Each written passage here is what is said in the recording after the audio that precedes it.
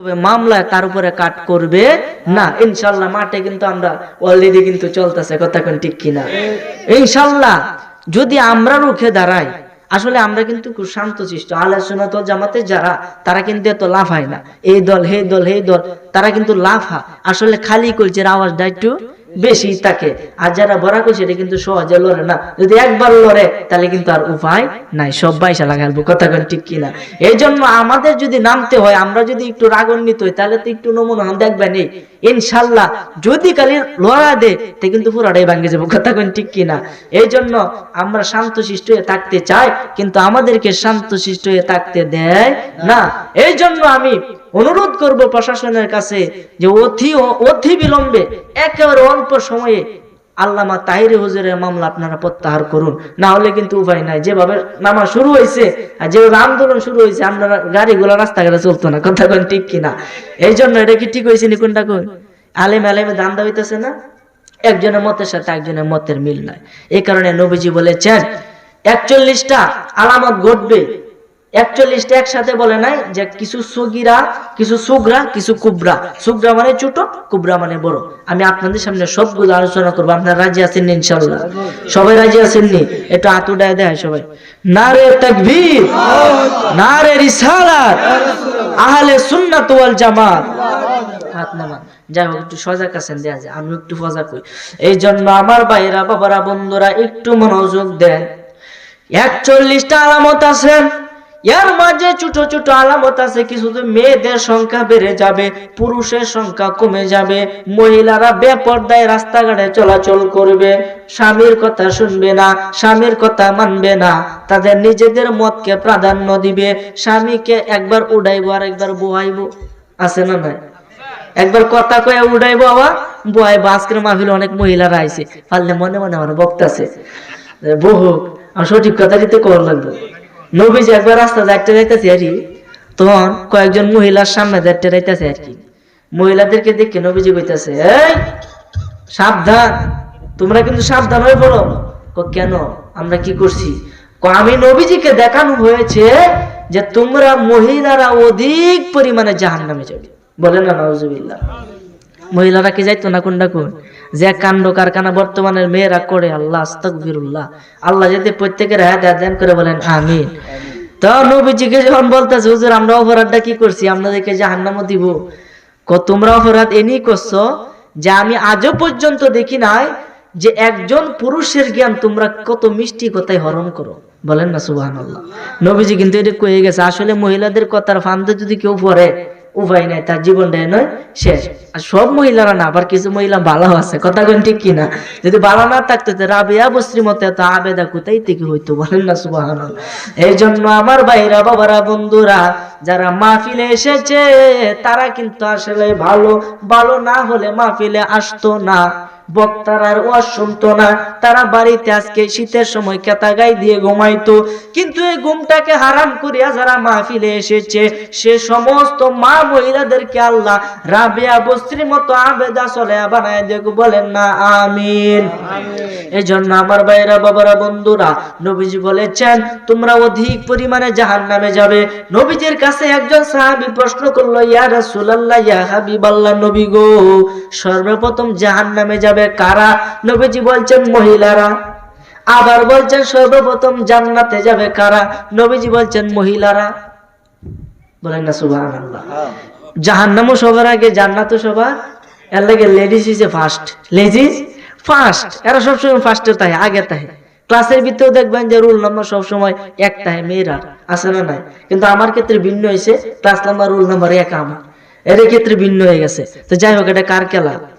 আল্লাহ তোমার লীলা খেলা কেউ বুঝে কেউ বুঝে না। বলেন আল্লাহ তোমার লীলা খেলা কেউ বোঝে কেউ বুঝে না। ওরে কাউকে রাখো গাছ তলাতে, কাউকে রাখো বালাখানায়, আল্লাহ কাউকে রাখো, কাউকে রাখো বালাখানা, আল্লাহ তোমার লীলা খেলা কেউ বুঝে কেউ বুঝে না। ওরে ইউনুস তোমার নবী ছিল মাছে তারে গিলে ফেললো মাছের পেটে রইলেন ইউনুস হজম কেন হইল না আল্লাহ তোমার লীলা খেলা কেউ বুঝে কেউ বুঝে না। কথা কোন ঠিক কিনা? আল্লাহ যাকে চায় তাকে সম্মান ইজ্জত দান করে, যার কাছ থেকে ইচ্ছা সম্মান ইজ্জত আল্লাহ কেড়ে নেয়। এই জন্য 5 ওয়াক্ত নামাজ বাবা কায়েম করুন, জীবনে অনেক কিছু পাইবেন রে বাবা। নবীজি বলেছেন মিফতাহুল জান্নাতিস সালাহ ওয়া মিফতাহুস সালাতিত তুহুর, নামাজ হলো বেহেশতের চাবি আর নামাজের চাবি হলো পবিত্রতা, মানে ওযু করা। ওযু ছাড়া নামাজ হবে না, নামাজ ছাড়া বেহেশতের চাবি পাবেন না, আর চাবি না পাইলে তালা খুলতে পারবেন না, তালা না খুললে বেহেশতে যাওয়া যাবে না। কথা বলেন ঠিক কিনা? এই জন্য বাবা আমি সব সময় বলি 5 টাকা সব সময় করবেন, তাহলে কবরে মুনকার নাকির হাত থেকে আপনি বাঁচতে পারবেন। 1 নাম্বার কোরআন তেলাওয়াত করবেন বেশি বেশি, 2 নাম্বার 5 ওয়াক্ত নামাজ কায়েম করবেন, 3 নাম্বার রমজান মাস আইতেছে সামনে, মার্চ মাসে রোজা, মার্চ মাসে রোজা, আপনি মার্চ মাসের রোজাগুলো আপনি পালন করবেন। এরপরে বেশি বেশি দান খয়রাত করবেন, কারণ যদি 1 টাকা দান করেন 10 টাকা পাইবেন সর্বনিম্ন। 1 টাকা দান করলে 10 টাকা পাওয়া যায়। কেমনে কইতাম নি, একটা উদাহরণ দিই, পরে আমার মূল আলোচনায় যাই। একটা দিতাম নি, আপনারা কইলে দেন, দিতাছি। হযরতে আলী রাদিয়াল্লাহু তাআলা আনহু নাম শুনছেন না? ইসলামের 4 খলিফার সর্বশেষ খলিফা। প্রথম খলিফার নাম হযরত আবু বকর সিদ্দিক রাদিয়াল্লাহু তাআলা আনহু, 2 নম্বরে হযরত উমর ফারুক রাদিয়াল্লাহু তাআলা আনহু, 3 নম্বর হযরত উসমান গনি রাদিয়াল্লাহু তাআলা আনহু, 4 নম্বর হযরত আলী রাদিয়াল্লাহু তাআলা আনহু। এই 4 জন হলো ইসলামের খলিফা। এই সর্বশেষ খলিফা উনি প্রমাণ করে গেছে যে একটা দিলে 10টাই। বলেন না সুবহানাল্লাহ। কেমনে আমার ভাইরা বাবারা বন্ধুরা? এই আলী রাদিয়াল্লাহু তাআলা আনহার বিবি হলো মা ফাতেমা, হযরতে খাদিজা রাদিয়াল্লাহু তাআলা, মা ফাতেমা। কথা কোন ঠিক কিনা? এই মা ফাতেমা হযরতে আলী রাদিয়াল্লাহু তাআলা আনহুর স্ত্রী। একদিন মা ফাতেমা অসুস্থ হয়ে গেছে, হযরতে আলী রাদিয়াল্লাহু তাআলা আনহু হাতে কোনো পয়সা নাই, ওষুধ কেনার মতো টাকা নাই। দেখেন তারা কত কষ্ট করে ইসলামটাকে নিজের কলিজার মধ্যে ধারণ করছে। গেছে গিয়া বলতেছে, বিবি গো তুমি অসুস্থ, বলো তোমার কি খেতে মন চাইতেছে, তোমার আজকে যেটা মন চাইবে আমি তোমাকে সেটাই খেতে দিব। মা মহিলারা একটু মনোযোগ দিয়ে ওয়াজটা শুনেন, জীবনে কাজে লাগবে। বাবারা আপনারাও মনোযোগ দিয়ে শুনেন। হযরত আলী রাদিয়াল্লাহু তাআলা যখন মা ফাতেমার কাছে গেল, মা ফাতেমা ডাক দিয়ে কয়, স্বামী গো আমরা গরিব মানুষ, আমাদের এত টাকা পয়সা নাই, স্বামী গো আমার কিছুই মন চাই না। হযরত আলী রাদিয়াল্লাহু তাআলা বলতেছে, না এরপরও তুমি একবার কও, আমি যথাসম্ভব চেষ্টা করব তোমার মনের বাসনাটা পূর্ণ করার জন্য। এই কথা যখন বলছে হযরত ফাতেমা রাদিয়াল্লাহু তাআলা আনহা, উনি বলতেছে, স্বামী গো এই আমার অসুস্থতার ভিতরে আমার খুব আনার খাইতে মন চাইতেছে। সুবহানাল্লাহ, আমার খুব আনার খাইতে মন চাইছে, একটু আনার এনে দিবেন। তখন আলী রাদিয়াল্লাহু পকেটে কোনো টাকা নাই, আনার লেটিহা লাগবো কি লাগতো না? লাগবো। গেছে আরেক বেড়ার কাছে গিয়ে 2.5 টাকা ধার করছে। কয় টাকা? 2.5 টাকা। চিন্তা করেন, 2.5 টাকা ধার করে বাজারে চলিয়া গেল। বাজারে চলে যাওয়ার পরে একটা আনার কিনলো, সুন্দর দেখে পাকা একটা আনার। আনারটা কি আপনারা চিনেন? আনার চিনেন? কি আনার? কি? হ্যাঁ, মুরব্বী চিনছে। আনার কি? ডালিম। আমরা আনার চিনতেন না, আনার হচ্ছে একটা ডালিম। ডালিম কিনলেন, ডালিম খাইতে মন চাইতেছে। ডালিম কিন্তু বেহেশতি খাওয়া। এবার কি যত ফল আপনি খান সবগুলো বেহেশতে পাইবেন। এগুলোর নাম জানার জন্য আল্লাহ খালি দিছে।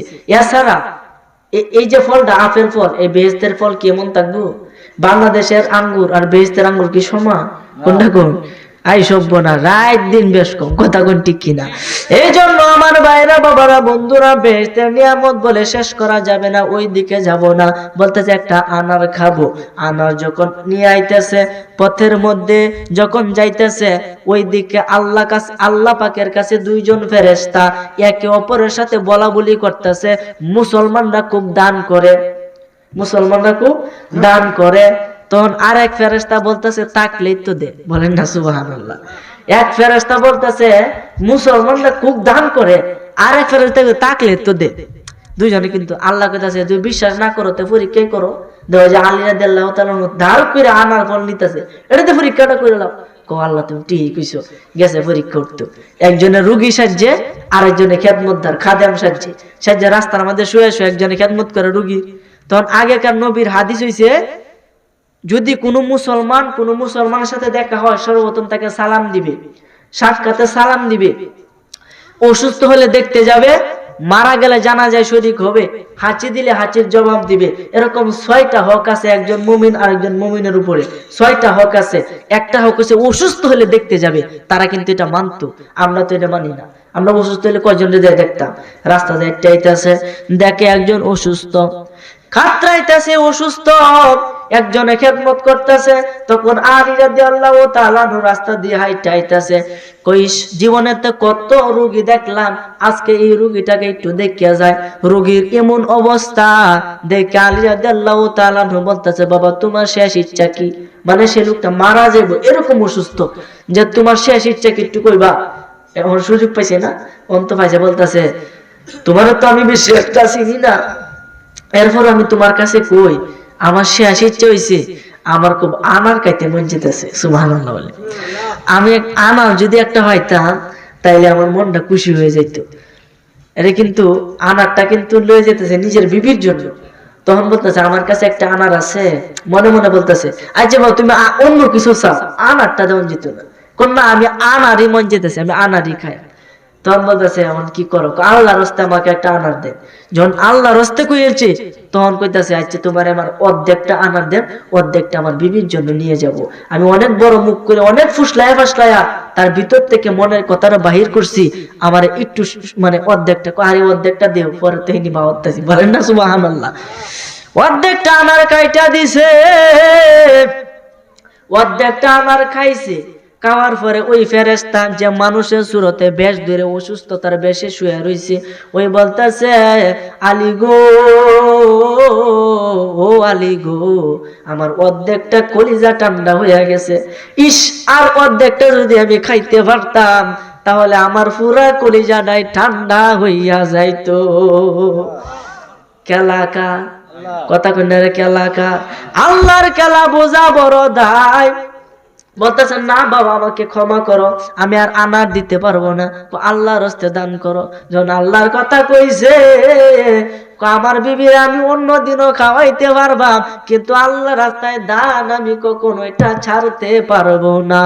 তখন কি করলো, এই অর্ধেকটা আনারও দান কইরা দিল, বলেন না সুবহানাল্লাহ। আমরা হইলে কি হলাম, এলে কই না আমি কিস্তা কইতাম না, কই হ্যাঁ কইলাম হইলে হ খায় তো কাম নাই, আমি ভাই না খাইতাম তোমারে দেব, আমি আনছি মাইগে, একটা কথা আছে না, তাক আর কইলাম না এই কথাটা, আমি আনছি ধার কইরা। হ্যাঁ এই যে কইছে মুরব্বি ঠিকই আছে, এই এটা ইউটিউবে যাবো গা তুমি ভালায়া কথা কোন ঠিক না, ইউটিউবে কিন্তু হ্যাঁ কই আনে তো এগুলা কোন যেত না, সমস্যা। যাক মুরব্বিরা বই বলুন, একজন তো মুরব্বি কয়ে বাইরে লেছে বই উঠুন না, অল্প কোনে তো বড় বক্তা আইতাছে মাওলানা আলমগীর হোসেন সুরে জালালি হুজুর, উনি আসতেছে সুরে জালালি, বলেন না সুবহানাল্লাহ। উনি আয়া আপনাদেরকে খালি সুর দিব, এশকারুরে টেশকা ইনশাআল্লাহ, তাসাউফও পাইবেন, হাসিও পাইবেন, খাঁটি দিলে অন্তর পরিশুদ্ধ করা ওয়াজও পাইবেন যদি মনোযোগ দিতে পারেন ইনশাআল্লাহ। এ কারণে সমস্ত আলেমে ওয়াজ জানে, সকলের কলিজা ভরা ওয়াজে, কিন্তু আপনাদের শ্রোতার আর কিছু কারণে বক্তারা ওয়াজ করতে পারে না, কথা কোন ঠিক কিনা।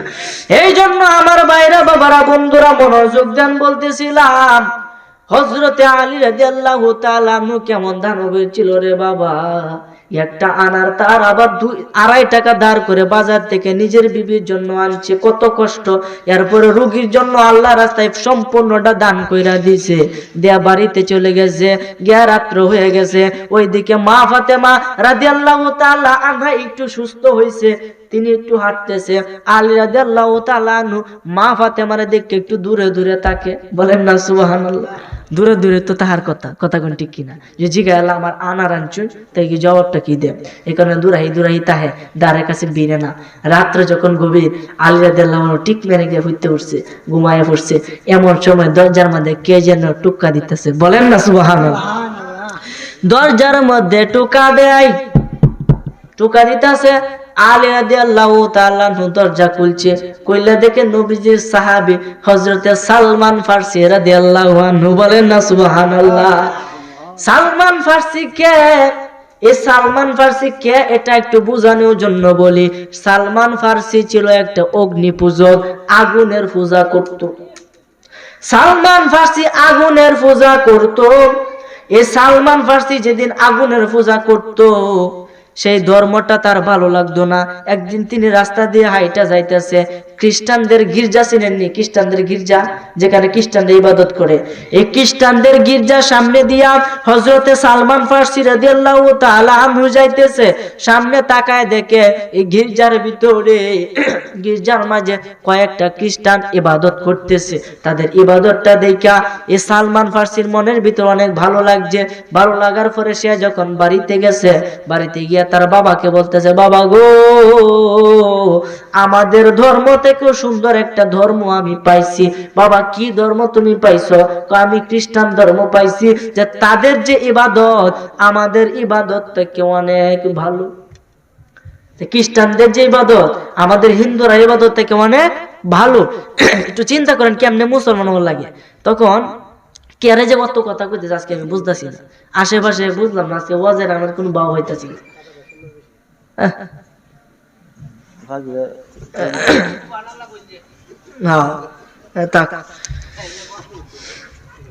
কথা কইলে কি স্মরণ যা, আপনারা মনোযোগ দিতেছি না, বুঝলাম না। সালমান ফারসি রাদিয়াল্লাহু তাআলা আনহু খ্রিস্টানদের গির্জার সামনে দিয়ে গিয়া খ্রিস্টান ধর্ম দেখা তার প্রতি আকৃষ্ট হয়ে গেছে। বাবাকে বলতেছে, বাবা আমি খ্রিস্টান ধর্মের মধ্যে চলে যাব। বলতেছে, না বাবা না, এটা করিও না, এটা করিও না। কেন করব না? তাদের ধর্ম তো আমাদের থেকে অনেক সুন্দর। তখন বাবা তো বুঝছে সর্বনাশটা করছে, ফুতে তো যাইবো গা। এই কথা বইলা ফুতেরা কি করছে, শিকল দিয়ে আটকায় রাখছে। ওইদিকে কিছু খ্রিস্টান লুকায় লুকায় তার সাথে দেখা করতো। তখন ওই সালমান ফারসি এই খ্রিস্টানদেরকে জিগাইতো, এই খ্রিস্টান ধর্ম কোথায় থেকে হয়েছে? এই সিরিয়া থেকে হয়েছে। খ্রিস্টান ধর্ম ওই সিরিয়া থেকে হয়েছে। ওইখানে কোনো কাফেলা যাইবো নি? একটা কাফেলা যাইবো। আমাকে যেদিন কাফেলা যাইবো ওই দিন আমরা একটু জানাইও। তখন যখন জানাইছে, শিকল সহ ভাঙ্গিয়া ওই কাফেলার সাথে গেছে, গিয়া ওইখানে একটা পাদ্রী, যে খ্রিস্টান ধর্মের যে ফির, আমরা যে ফির কই, এই খ্রিস্টান ধর্মের একটা ফির আছে, তার কাছে গিয়ে মুরিদ হইছে।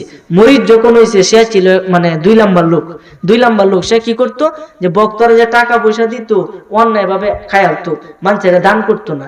এরা যখন গেছে, কয়েকদিন পরে এই পাদ্রী মারা গেছে। কিছুদিন পরে সে আরেকটা ভালো পাদ্রীর কাছে হইছে, সে নামাজ রোজা করে, মানে তাদের যে ইবাদত আছে ইবাদতটা করে। তখন আমার নবী আসে নাই, তখন ওকে আমার নবী আসে নাই। যখন এই কথাটা বলছে, তখন বলতেছে যে তার কাছে মুরিদ হয়েছে। মুরিদ হওয়ার পরে ভালোভাবে চলতেছে। কিছুদিন পরে সেও মারা গেছে। মারা যাওয়ার আগ মুহূর্তে বলতেছে, আর কি কোনো ভালো পাদ্রী আছে? তখন একটা আছে ওই জায়গার মধ্যে। তখন আবার গেছে ওই জায়গার মধ্যে, ওই ভালো পাদ্রীর কাছে গিয়া মুরিদ হয়েছে। আবার মুরিদ হইয়া যখন তার জীবন শেষ মুহূর্তে, তখন বলতেছে, আপনার থেকে আরো 12 কি পাদ্রী আছে? না না না, আমার থেকে ভালো পাদ্রী সারা বিশ্ব ভুবনে আর নাই। বলেন না সুবহানাল্লাহ। তখন বলতেছে, তাহলে আমার কি উপায় হবে?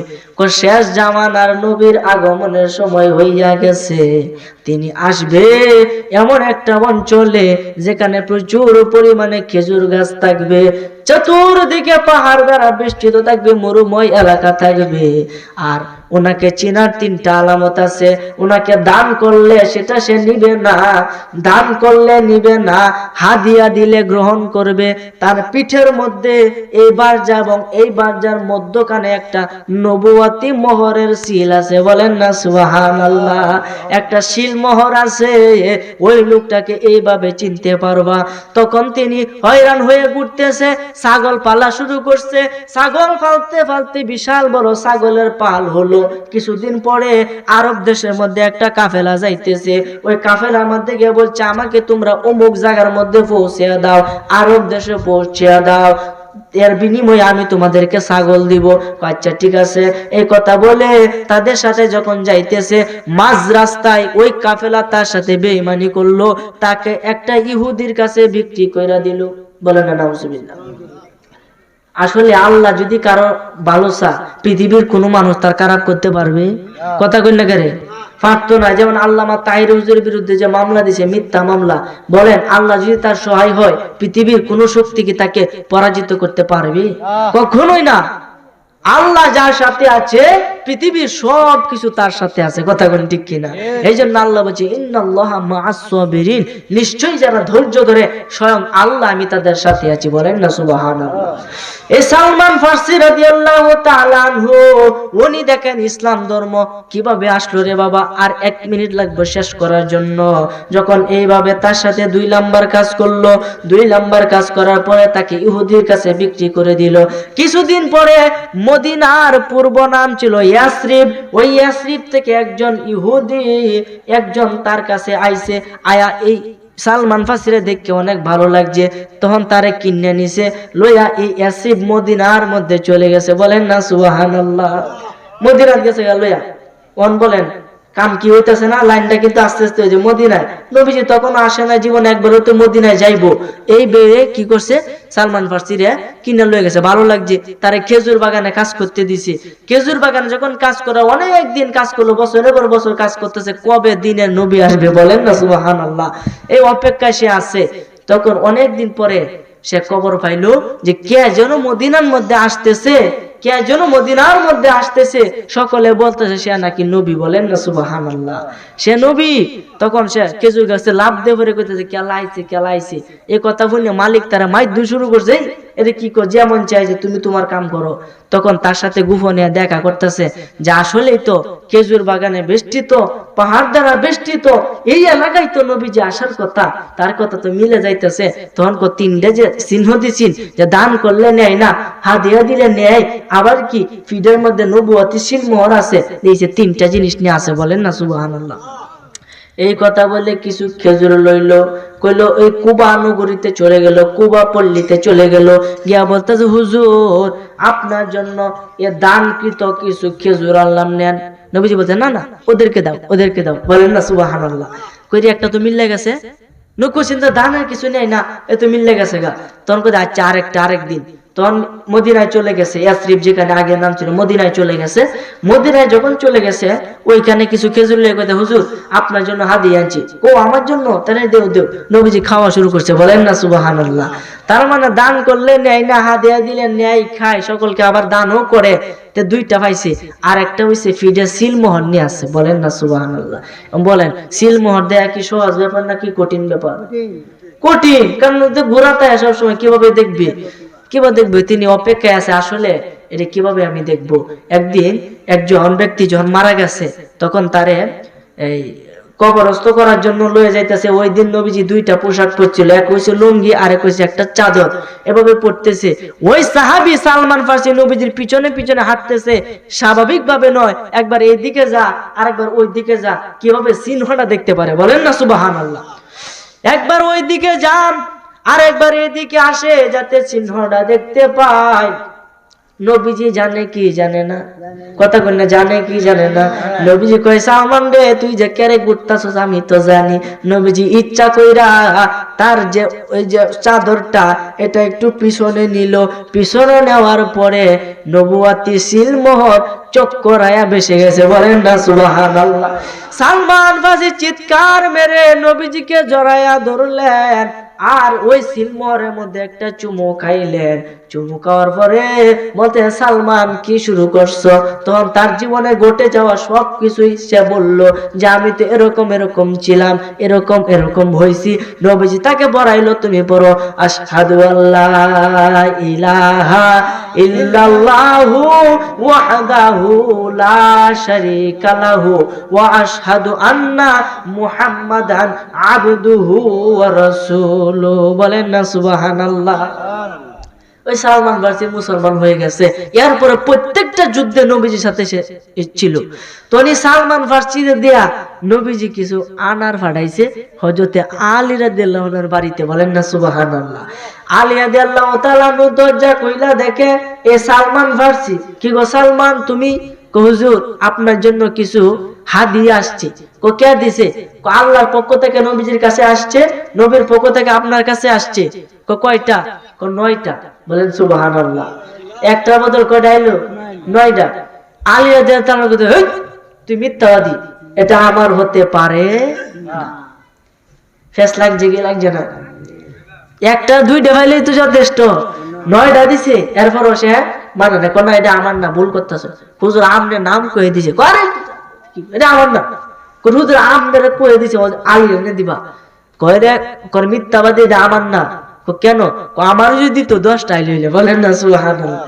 হুজুর বেয়াদবি মাফ চাই, আপনারা পরীক্ষা করার লাগে একটা লুকায় রাখছিলাম এই দুই। বলেন না সুবহানাল্লাহ।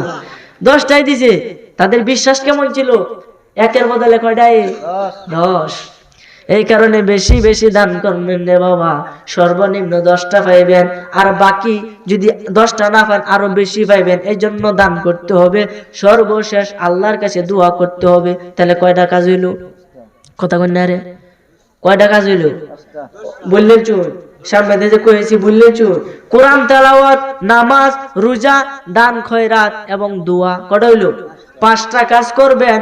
কবরে আপনার 5 দিকে আপনারে ঘিরে তৈব। বলেন না সুবহানাল্লাহ। আল্লাহুম্মা সাল্লি আলা সাইয়্যিদিনা মাওলানা মুহাম্মদ ওয়া আলা আলি সাইয়্যিদিনা মাওলানা মুহাম্মদ। এই জন্য আমার ভাইরা বাবারা বন্ধুরা, আমার কথা আমি ইতি টানবো। আপনারা একটু আগে আগে বসেন, একটু আগে আগে বসেন। মানুষ এবারে ইমানদাররা যারা আছে এরা আইছে, কথা কোন ঠিক কিনা? আপনারা একটু আগে আগে বসেন। বেহেশতের বাগান সকলে ভাগ্যে জুটে না, যার ভাগ্যে জুটে সেই আসতে পারে। আগে বসেন, একসাথে বসেন, মিশা বসেন। এই জন্য আমার ভাইরা বাবারা বন্ধুরা বলতেছিলাম, দান করলে 1-এর বদলে 10 পাইবেন।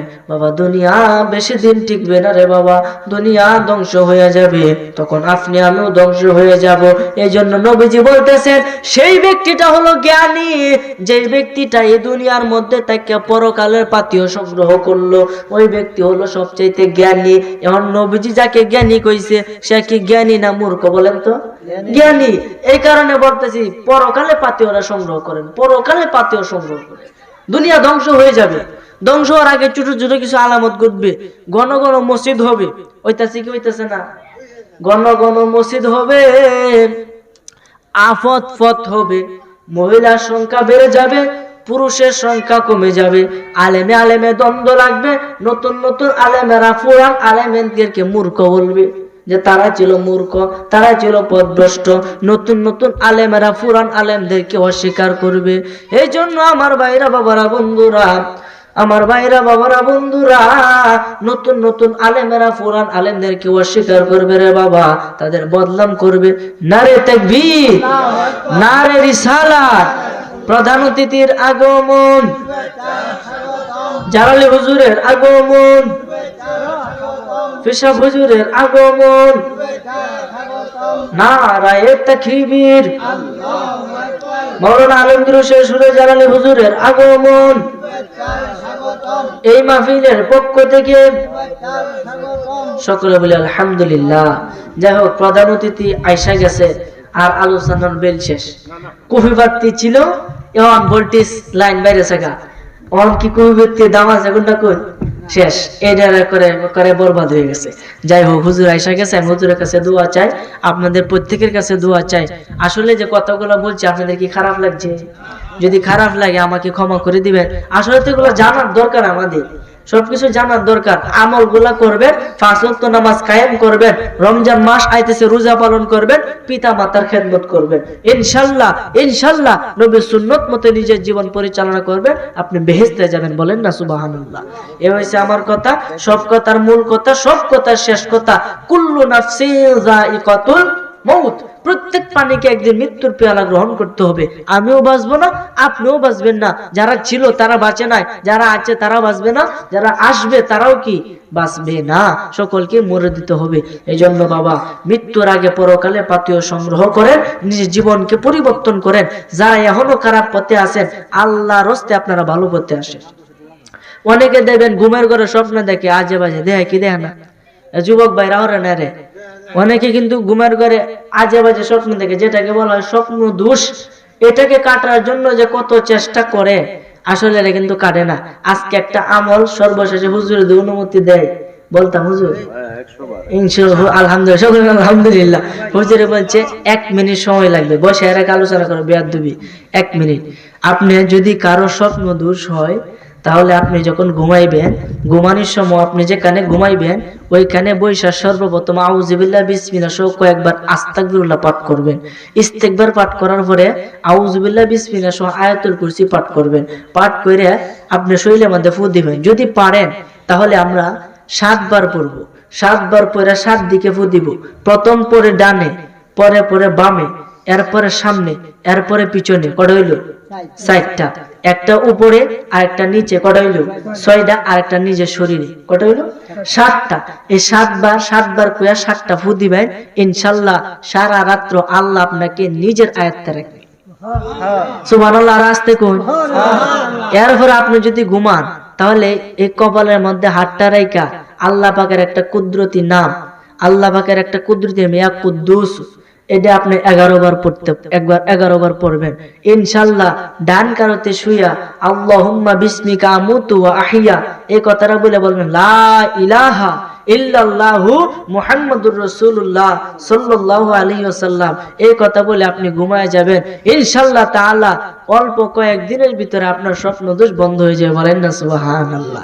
যাক, আল্লাহ যেন আমাদেরকে আমল করার তৌফিক দান করে। সকলে বলেন আমিন। এগুলো পরীক্ষিত। আমি যাদেরকে দিই প্রত্যেক বলছে না হুজুর কামে লাগছে, ইনশাআল্লাহ আল্লাহ যেন আমাকে সব প্রত্যেকে আমল করার তৌফিক দান করে। বলেন আমিন।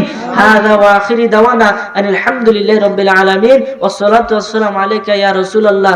আসসালামু আলাইকুম ওয়া রাহমাতুল্লাহি ওয়া বারাকাতুহু।